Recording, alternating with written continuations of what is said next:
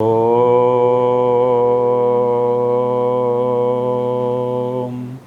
പൂർണ്ണമദഃ പൂർണ്ണമിദം പൂർണ്ണാത് പൂർണ്ണമുദച്യതേ പൂർണ്ണസ്യ പൂർണ്ണമാദായ പൂർണ്ണമേവാവശിഷ്യതേ. ഓം ശാന്തി ശാന്തി ശാന്തി. ഹരി ഓം. ശ്രീ ഗുരുഭ്യോ നമഃ. ശരണമയ്യപ്പ. എല്ലാ പ്രിയപ്പെട്ട സ്നേഹം നിറഞ്ഞ ആത്മബന്ധുക്കൾക്കും ആത്മാർത്ഥമായ സായം സന്ധ്യാവന്ദനം.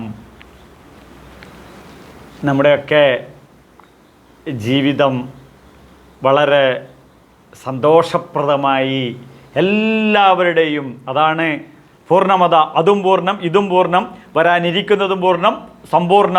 മനുഷ്യൻ്റെ ജീവിത ലക്ഷ്യം എന്താണെന്ന് ചോദിച്ചാൽ സമ്പൂർണ്ണതയിലേക്കുള്ള പ്രയാണമാണെന്ന് നെഞ്ചു തൊട്ട് പറയാൻ സാധിക്കണം.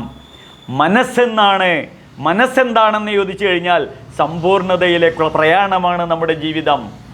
മനനേന മനുഷ്യാണാം കാരണം ബന്ധമോക്ഷച ബന്ധയോ വിഷയാസക്ത മുക്തയേ നിർവിഷയേ സ്മൃതേർ. അമൃതബിന്ദു ഉപനിഷത്ത് പറയുകയാണ് മനുഷ്യൻ എന്ന വാക്കിൻ്റെ അർത്ഥം ഈ മനുഷ്യൻ ശ്രദ്ധിക്കണം, സമൂഹത്തിന് മുഴുവൻ ഡാർവിൻ്റെ എവല്യൂഷണറി തിയറിയാണ്.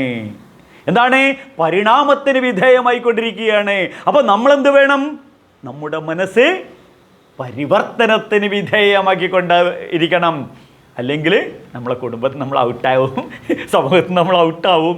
കാരണം ലോകം സമാനതകളില്ലാത്ത രീതിയിൽ പുരോഗതിയിലേക്ക് പരിവർത്തനത്തിലൂടെ പരിണാമത്തിലൂടെ ഉയർന്നുകൊണ്ടിരിക്കുകയാണ്. അപ്പോഴാണ് മാക്സ് മുള്ളർ പറഞ്ഞ 6000 വർഷങ്ങൾക്ക് മുന്നേയുള്ള ഈ വേദത്തിൻ്റെ പ്രസക്തി.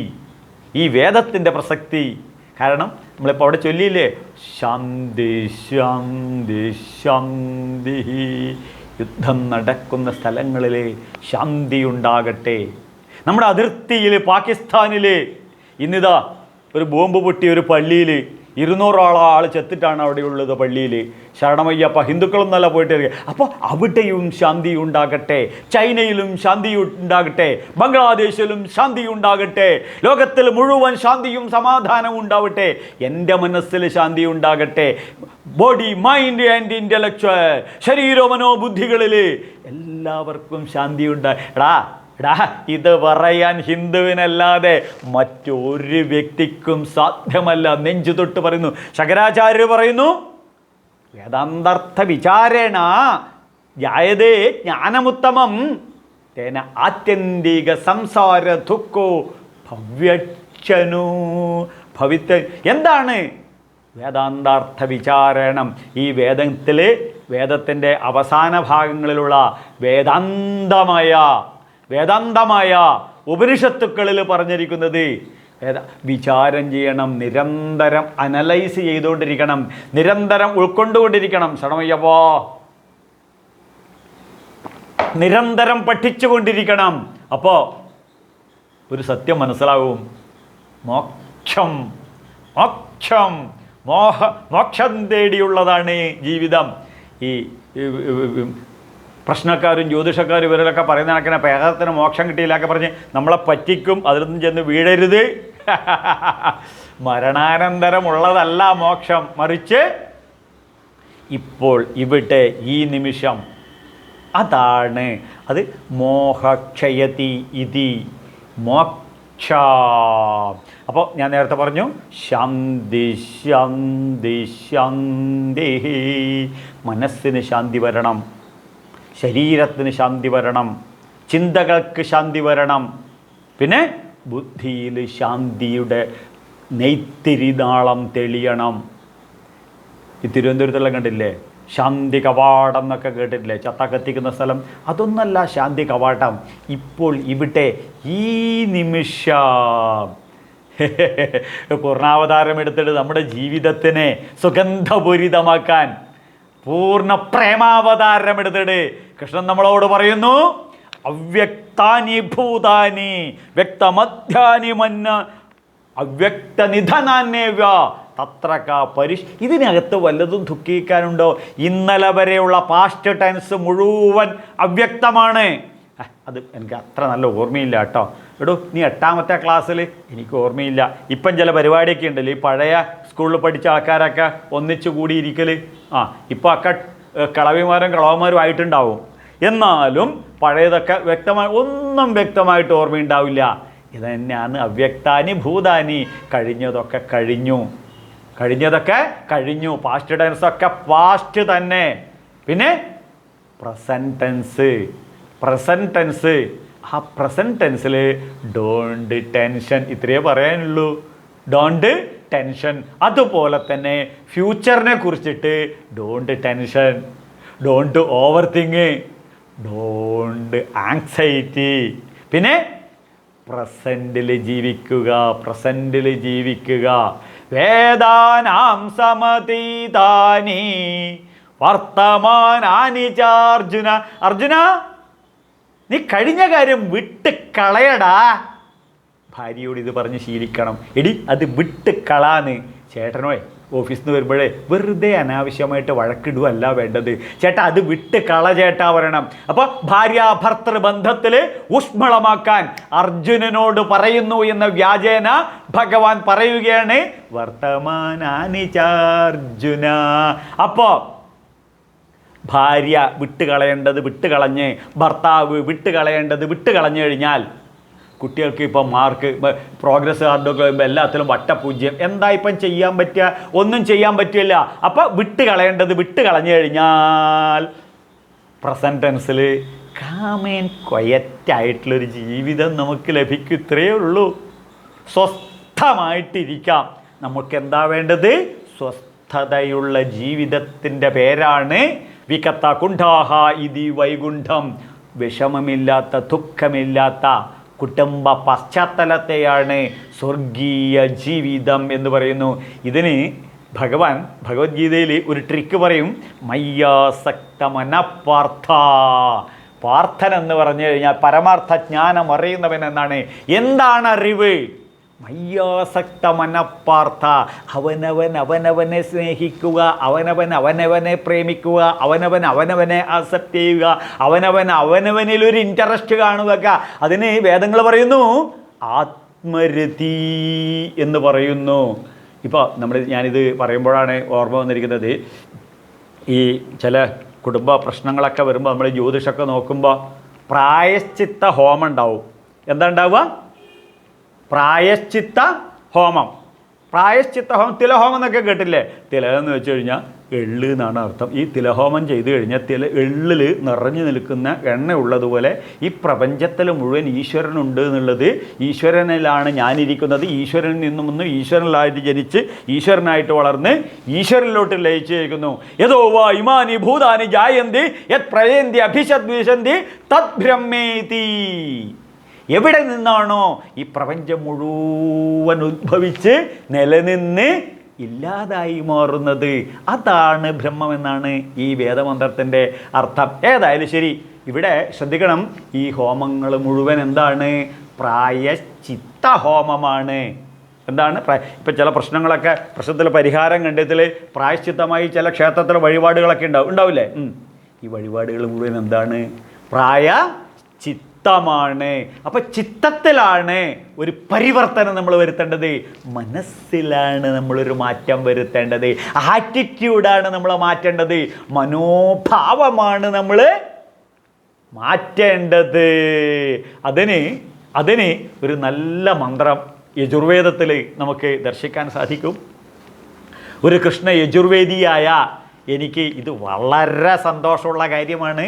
വൈക്കം മഹാദേവ ക്ഷേത്രത്തിൽ 4 വേദങ്ങളും ഞാൻ എൻ്റെ മക്കളെ പഠിപ്പിക്കുന്നു. ഉദയനാപുരം സുബ്രഹ്മണ്യ സ്വാമി ക്ഷേത്രത്തിൽ 4 വേദങ്ങളും ഞാൻ പഠിപ്പിക്കുന്നു. ഒരു അങ്കിരസ ഗോത്രത്തിലാണ് ഞാൻ ജനിച്ച് വളർന്ന്. അപ്പോൾ അങ്കിരസ ഋഷിയിൽ നിന്നും അംഗങ്ങളെ സമ്പുഷ്ടമാക്കും, അംഗങ്ങളെ രസിപ്പിക്കുന്ന സന്തോഷ സംതൃപ്ത ജീവിതത്തിന് ഉൾപ്രേരകമായി ഭവിക്കുന്ന ചൈതന്യം എന്നുള്ളതാണ് ഇവിടെ അങ്കിരസം എന്നുള്ളതിൻ്റെ അർത്ഥം. ആ അങ്കിരസ ഗോത്രത്തിൽ നിങ്ങൾക്ക് എല്ലാവർക്കും അറിയാം, മുൻ ശബരിമല മേശാന്തിയും കൃഷ്ണ യജുർവേദ പണ്ഡിതനും ഭാഗവതോത്തമനും ഭഗവത്ഗീത ആചാര്യനുമായ എൻ്റെ അച്ഛൻ, എൻ്റെ മുത്തശ്ശന്മാരും എന്നെ പഠിപ്പിച്ച ആ വേദം, ആ വേദത്തിൽ കർമ്മകാണ്ഡത്തിൽ ധാരാളം നമുക്ക് ഈ യാഗങ്ങൾക്കൊക്കെ ഉപയോഗിക്കുന്നൊരു മന്ത്രമുണ്ട്. ഏകദേശം 400-ലധികം യാഗങ്ങളുണ്ട്. അതിൽ മിക്ക യാഗങ്ങളിലും ഉപയോഗിക്കുന്ന ഒരു മന്ത്രം നമുക്ക് കേൾക്കാം. ആ മന്ത്രം വളരെ രസാവഹമാണ്. ആ യാഗങ്ങൾക്ക് ഉപയോഗിക്കുന്നത് ഇത് നമുക്ക് പിന്നെ മറ്റേ ഇതിലും കാണാം. ഇത് യജുർവേദത്തിലെ മറ്റേ ഇതുണ്ടോ, മഹാനാരായണ ഉപനിഷത്തിൽ അനുവാകം 63 1-ാമത്തെ മന്ത്രമായിട്ട് നമുക്കിത് കേൾക്കാം. അപ്പോൾ ഈ യാഗങ്ങൾക്ക് അത് പുത്രാകാമേഷ്ടി യാഗത്തിൽ അടക്കമുള്ള ഒരുവിധം യാഗങ്ങളിലൊക്കെ ഉപയോഗിക്കുന്നൊരു മന്ത്രമാണ്. നല്ല രസമാണിത്. അത് നമുക്ക് ഏതായാലും നോക്കാം. തിലാൻ ജുഹോമി സരസാൻ സപിഷ്ഠാൻ ഗാന്ധാരമമ ചിത്തേ രമന്തു സ്വാഹ. ഇതാണ് ആ മന്ത്രം. ഈ തിലകെന്ന് വെച്ചാൽ ഈ തിലകം തന്നെ ജുഹോമി, പിന്നെ ഈ നമ്മുടെ ഹബിസുകൾ, ചമതകൾ മുതലായവയൊക്കെ ഞാൻ ഹോമിക്കുന്നു. ഗാന്ധാര ജഗദീശ്വര, ഹേ പരമേശ്വര, മമ ചിത്തേ രമന്തു സ്വാഹ. ഞാൻ എൻ്റെ ചിത്തം മുഴുവൻ ഈ യാഗാഗ്നിയിൽ ഹോമിക്കുന്നു. മമ ചിത്തേ രമന്തു സ്വാഹ. സന്തോഷമായിട്ട് ഞാൻ അർപ്പിക്കുകയാണ്. ആ ചിന്തകളിൽ ഞാനിതാ ഹോമത്തിനകത്തോട്ട് ഹോമിച്ചു കഴിഞ്ഞാൽ അത് അഗ്നിശുദ്ധി വരുത്തി അതിൻ്റെ നന്മ ഞാൻ സ്വീകരിക്കുന്നു യജ്ഞപ്രസാദമായിട്ട്. അതുകൊണ്ട് ഭഗവാൻ പറയും, നിത്യം യജ്ഞേ പ്രതിഷ്ഠിതം. ഈ യജ്ഞ സംസ്കൃതി എവിടെയുണ്ടോ അവിടെയാണ് ഈശ്വരീയത.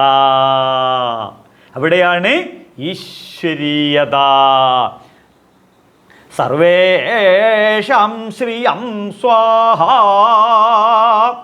എന്താണ് ഇവിടെ പറയുന്നത്? ഗാവോ ഹിരണ്യം ധനമന്നപാനം സർവേഷാം ശ്രിയം സ്വാഹ എന്ന് പറഞ്ഞ് ആ നെയ്യ് അങ്ങോട്ട് ഹോമിക്കുകയാണ് ചെയ്യുന്നത്. ഈ സ്വാഹ എന്ന് പറഞ്ഞു കഴിഞ്ഞാൽ അതിപ്പോൾ ആദ്യം മനസ്സിലാക്കണം, ഈ അഗ്നിദേവൻ്റെ ഭാര്യയാണ്. അപ്പോൾ അഗ്നിയിൽ ഇത് ഹോമിച്ചു കഴിഞ്ഞാൽ ഇത് അതിസൂക്ഷ്മമാകുകയും അദ്ദേഹത്തിൻ്റെ വൈഫ്, നമ്മൾ എന്ത് കാര്യം ഉണ്ടെങ്കിലും നമ്മുടെ ഭാര്യയോട് പറയും ഇല്ലേ, സരസ്വതി ഒരു ഗ്ലാസ് ചായയും എടുത്തോ, സരസ്വതി ഊണ് കഴിക്കാൻ റെഡിയായോ, സരസ്വതി പാൻസിങ് എടുത്തോ, സരസ്വതി ഷൂസിങ് എടുത്തോ, സരസ്വതി അയൺ ചെയ്തോ, ഒക്കെ നമ്മളെ ഭാര്യയോട് പറയും ഇല്ലേ. ഇതുപോലെ അഗ്നിദേവനും ഇത്തിരി ബിസിയുള്ള ആളാ, കാരണം ഭാര്യയെ ഏൽപ്പിച്ചു. അപ്പോൾ ഗാവോ ഹിരണ്യം ധനമന്നപാനം സർവേഷാം ശ്രിയം സ്വാഹ. ഇത്രയേ ഉള്ളൂ. ലോകാ സമസ്താ സുഖിനോ ഭവന്തു എന്നുള്ളതാണ് ഇതിൻ്റെ അർത്ഥം. സർവേഷാം ശ്രിയം സ്വാഹ. എന്താണ് സർവേഷാം ശ്രിയം സ്വാഹ? ലോകത്തിന് മുഴുവൻ ഐശ്വര്യവും സമ്പൽ സമൃദ്ധിയും വരേണമേ ഹേ ജഗതീശ്വര എന്നുള്ളതാണ് ഈ മന്ത്രത്തിൻ്റെ അർത്ഥം. ഞാൻ ചോദിക്കട്ടെ, ഈ സ്വാർത്ഥതയിൽ നിന്നും നിസ്വാർത്ഥതയിലേക്കുള്ള പ്രയാണമാണ് വൈദിക സംസ്കൃതി.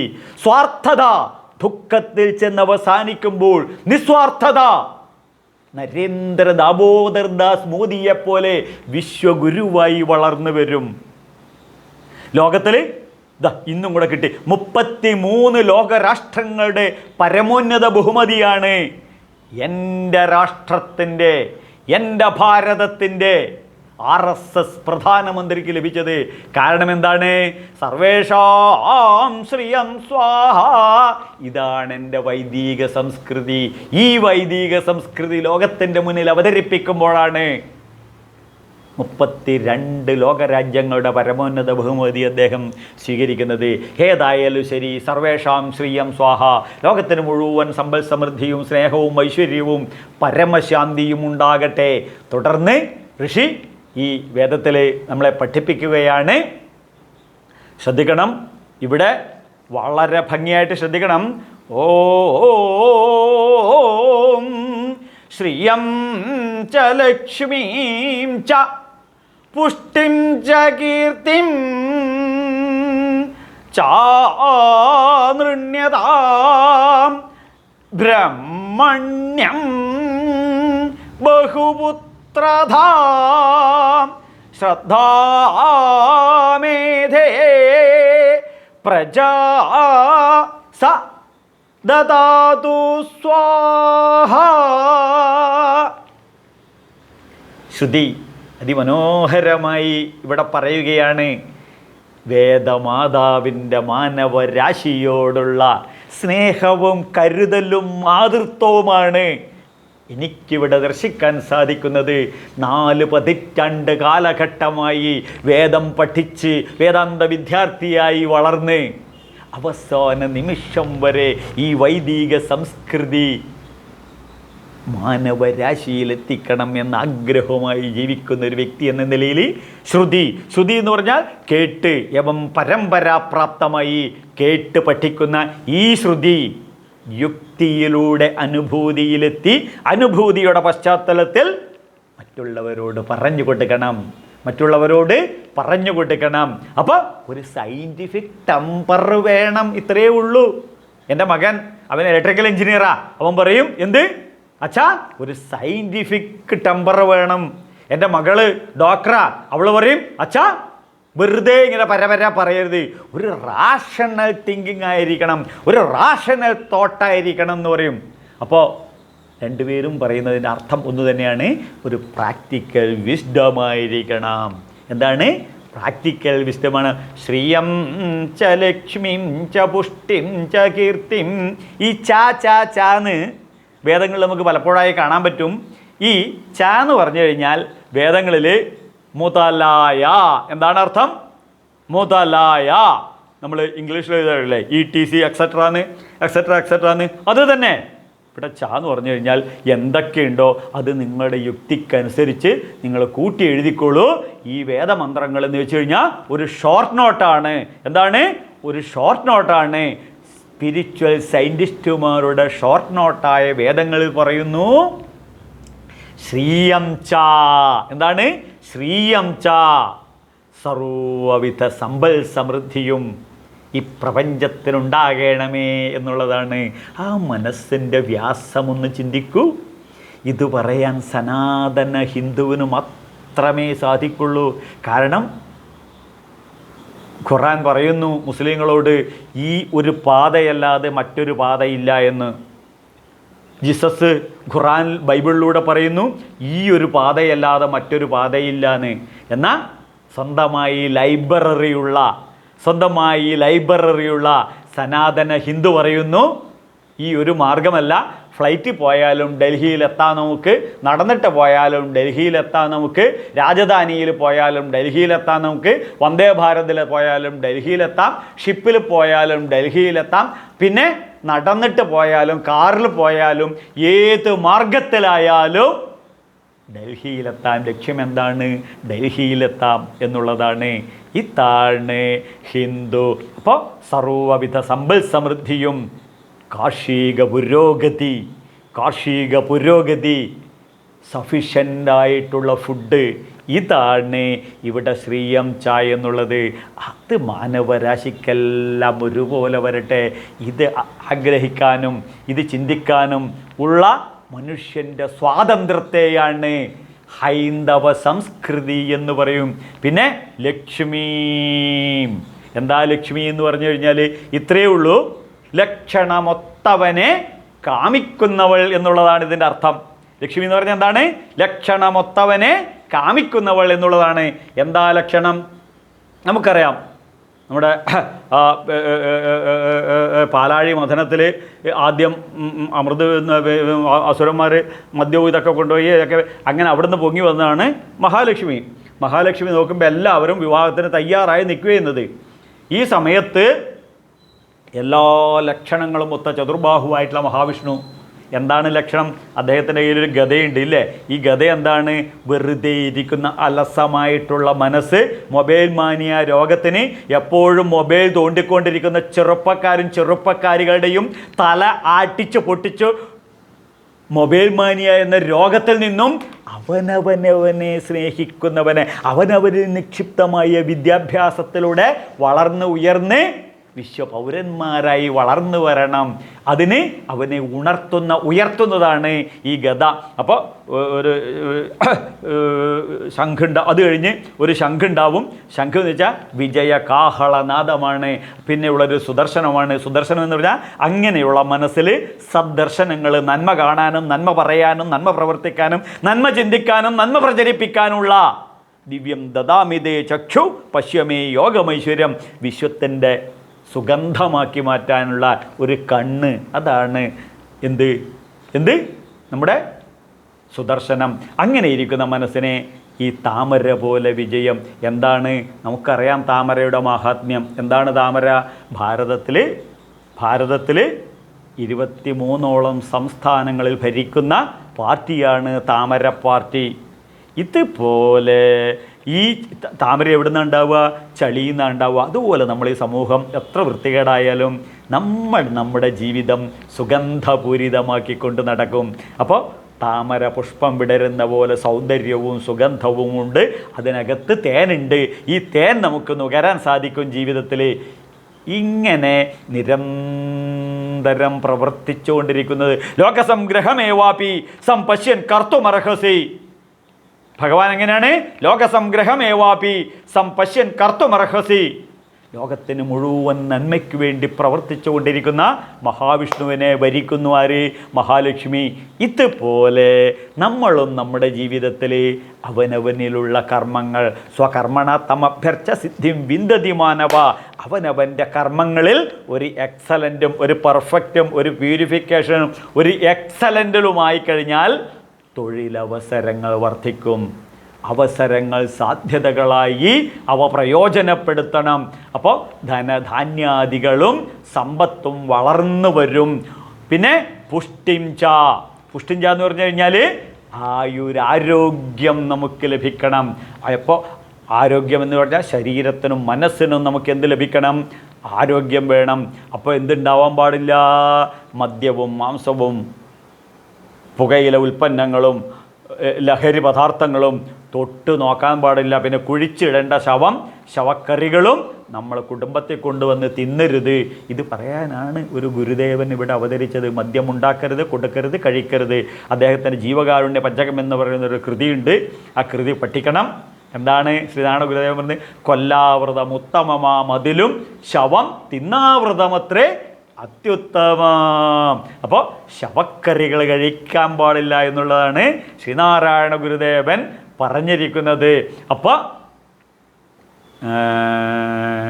പുഷ്ടിംജ, ഈ ആരോഗ്യത്തിന് വേണ്ടി നമുക്ക് പ്രാർത്ഥനയല്ല വേണ്ടത്, പ്രവർത്തിക്കുകയാണ്. എന്താണ് വേദം പറയുന്നു? അർദ്ധമശനസ്യ സവ്യഗ്ജനസ്യ തൃതീയ മുദകസ്യ ജ വായോ സഞ്ചാരണാർത്ഥം ചതുർത്ഥം അവശേഷ്യതേ.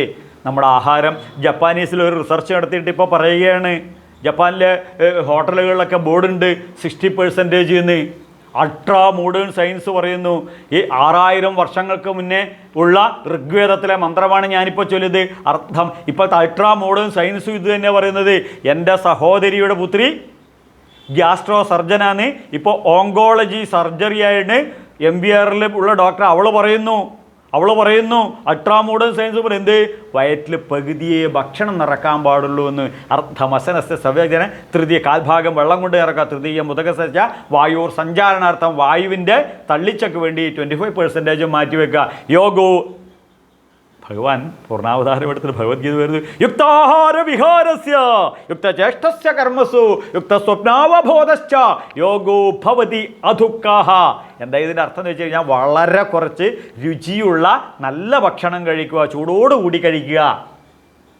പിന്നെ അത് മുഴുവൻ ദഹിച്ചു കഴിഞ്ഞാൽ യുക്താഹാര വിഹാരസ്യ ദിവസേന എക്സസൈസ് ചെയ്യണം, യോഗ ചെയ്യണം. ജിംനേഷ്യത്തിൽ പോകാൻ പറ്റുന്ന ആളായിട്ട് ജിംനേഷ്യത്തിൽ എടാ ഇത് ഞാൻ പറയുന്നത് അല്ലടാ.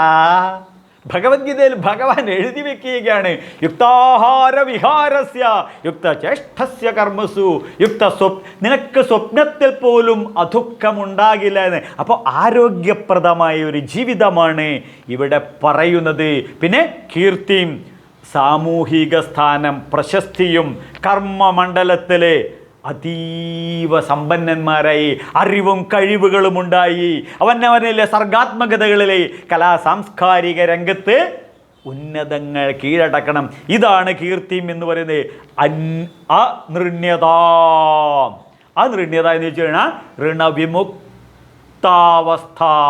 എന്ത്? ഋണവിമുക്താവസ്ഥ, കടമില്ലാത്ത മനുഷ്യ ജീവിതം.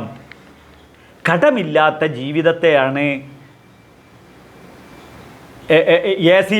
പെഗോയുടെ സാമ്പത്തിക ശാസ്ത്രത്തിൽ സമ്പന്നൻ എന്ന് പറയുന്നത്. ഇതാ, നിങ്ങൾ എൻ്റെ കൈരേഖ നോക്കിക്കോളൂ, ഈ കൈരേഖ പഠിച്ചോളൂ, ഇതാണ് നിങ്ങൾക്കുള്ളത് നോക്കിക്കോളൂ. ജീവിതത്തിൽ ഇന്നേ വരെ ഈ കൈ കൊണ്ട് കട എടുത്തിട്ടുമില്ല, 5 നയാ പൈസ പോലും 10 ഉറുപ്പിക പോലും കടവുമില്ല. അപ്പോൾ കടമില്ലാത്ത ജീവിതം ബൈബിളിൽ പറയും, ഇന്ന് നീ മരിച്ചാൽ നിൻ്റെ നിത്യത എവിടെയെന്ന്. കടം വെച്ചിട്ട് മരിച്ചു കഴിഞ്ഞാൽ അവർക്ക് സ്വർഗത്തിൽ പോകാൻ പറ്റില്ല, നരകത്തിലേക്കാ പോകാൻ പറ്റുള്ളൂ. ജഡ്ജ്മെൻ്റ് ഡേക്ക് തിരിച്ചങ്ങോട്ട് തന്നെ എന്ന് പറയും. പിന്നെ ഖുറാനിൽ പറയുന്നുണ്ട്, ഹജ്ജിന് പോകുമ്പം എന്തുണ്ടാവാൻ പാടില്ല? കട ഉണ്ടാവാൻ പാടില്ല. ഈ ബോഡി എടുക്കുന്ന സമയത്ത്, കബറടക്കുന്ന സമയത്ത് അവിടെ പറയും, ആർക്കെങ്കിലും കടം തരാനുണ്ടെന്നുണ്ടെങ്കിൽ ഈ മരിച്ച ആളുടെ സഹോദരൻ കടം വീട്ടുമെന്ന്. വളരെ നല്ല രസമാണ് ഇതൊക്കെ പഠിക്കാൻ. അപ്പോൾ ഈ കടം വാങ്ങിക്കരുത്. കടം വാങ്ങിച്ചു കഴിഞ്ഞാൽ മനസമാധാനം പോവും, സ്വസ്ഥതയും പോവും. അപ്പോൾ മലയാളി എന്ന് പറഞ്ഞു കഴിഞ്ഞാൽ കടത്തിൽ ജനിച്ച് കടത്തിൽ വളരുന്ന കടത്തിൽ മരിക്കുന്നവനാരാണ്? മലയാളി. എന്നാൽ ശങ്കരാചാര്യർക്ക് മുന്നേ ഇവിടെ ഒരു സിദ്ധാന്തം ഉണ്ടായിരുന്നു, ഇവിടെ ഒരു മതം ഉണ്ടായിരുന്നു. അതിൻ്റെ പേരാണ് ചാർവണക സിദ്ധാന്തം. ചാർവണക മതം എന്താണ്? ഋണം കരോതി ഘൃതം പിബേതി ഭസ്മീഭൂതസ്യ ദേഹസ്യ പുനരാഗമനം കുത.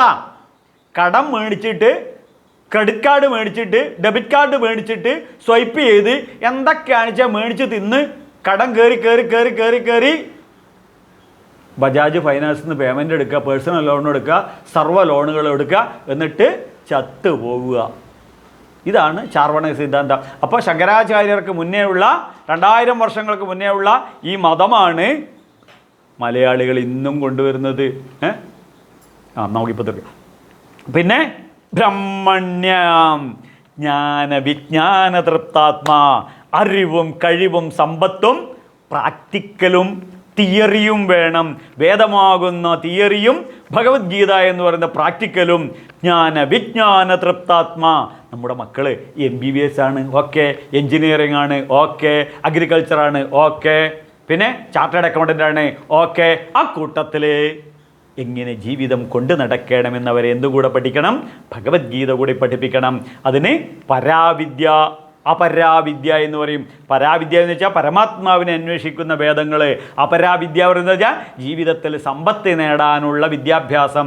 രണ്ടും ഒരുപോലെ നമ്മൾ നേടണം. അപ്പോൾ വിദ്യാസമ്പന്നരായ സത്സന്തതികൾ എന്നുള്ളതാണ് ഇവിടെ ബ്രഹ്മണ്യം എന്നുള്ളത് കൊണ്ട് ഉദ്ദേശിക്കുന്നത്. നമ്മുടെ മക്കളെ, ഇവിടെ ശ്രദ്ധിക്കൂ, നമ്മുടെ മക്കളെ ഒരു IQ ഡെവലപ്മെൻ്റാണ് നമ്മുടെ മക്കളെ. അവർ വളർന്നു വരണം. എന്ത്? വിശ്വപൗരന്മാരായിട്ട്. അതിനെന്ത് വേണം? ഒരു മാത്തമാറ്റിക്കൽ കപ്പാസിറ്റി ഇവരിൽ വളർത്തിയെടുക്കണം. കാരണം ജീവിതം ഇവർക്ക് കണക്ക് കൂട്ടാനുള്ളതാണ്. പിന്നെ ഇവർക്കൊരു മെമ്മറി കപ്പാസിറ്റി ഇൻക്രീസ് ചെയ്യിക്കണം. ഓർമ്മശക്തി വികസിപ്പിക്കണം. ഓർമ്മശക്തി വികസിപ്പിച്ച് സേവ് ചെയ്ത് അത് ആവശ്യത്തിന് എടുത്ത് ഇംപ്ലിമെൻ്റ് ചെയ്ത് മത്സര പരീക്ഷകളിൽ 1ാം റാങ്ക് കിട്ടിയവർ വിജയിക്കണമെങ്കിൽ മെമ്മറി പവർ കപ്പാസിറ്റി വർദ്ധിപ്പിക്കണം. പിന്നെ ഒരു ലോജിക്കൽ സ്കില്ലും വേണം. അത് പ്രാക്ടീസ് ചെയ്യണം. അവർ താത്വികമായി എല്ലാത്തിനെയും ഫണ്ടമെൻ്റലായിട്ട് അപഗ്രഥനം ചെയ്യാനുള്ള കഴിവാണ്. പിന്നെ ഒരു വെർബൽ കപ്പാസിറ്റി വേണം. വീണ്ടും വീണ്ടും വീണ്ടും അഭ്യാസേനത്ത് കൗന്ദേയ എന്ന് പറയും. റിപ്പീറ്റ് ചെയ്ത് ഒരു ക്ലാരിറ്റിയും പ്യൂരിറ്റിയും ഒരു വിസിബിലിറ്റിയും വേണം. എന്ത് കാര്യത്തിലും പ്രോബ്ലം സോൾവിങ് സ്കില്ല് നമ്മുടെ മക്കളെ വളർത്തിയെടുക്കണം.